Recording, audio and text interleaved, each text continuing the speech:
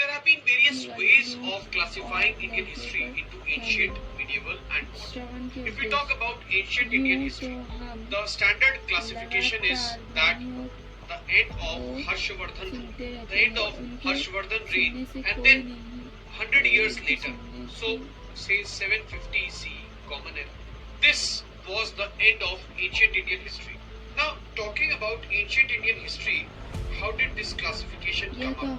Now, from the Britishers' time, there has been, I would say, a tendency or a stereotyping habit of classifying Indian history in Hindu rule, Muslim rule, and British rule. John Stuart Mill, in his book, A History of British India, he has classified Indian history into Hindu rule, Muslim rule, and British rule.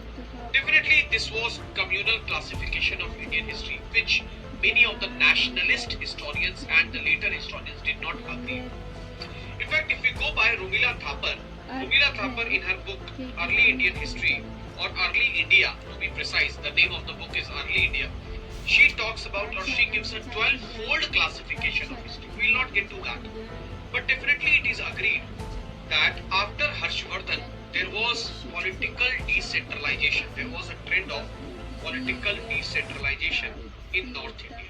And it was the beginning of what is known as the feudal era in India. So because of which, although in South India we see the rise of Pallavas and after that the rise of imperial Cholas as prominent ruling houses, but still, on the basis of the northern bias of history writing, it is said that 750 CE is the end of ancient Indian history.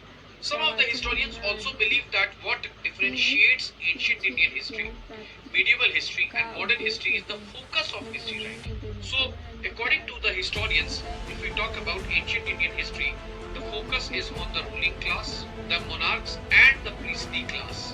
Priestly class as a group, ruling class as individuals. So, after the end of ancient history, we had a trend of political decentralization, feudal era.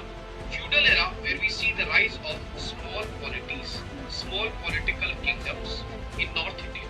In the feudal era, we are going to discuss the decline of monetization. In fact, a UPSC question has been asked, and also decline of trade and commerce and urbanization. All this has been put in the feudal era. So the question again remains, when does medieval history start? So the broad understanding or the broad consensus is that with the establishment of Delhi Sultanate, by Qutbuddin Aibak of the Mamluk dynasty, we'll see.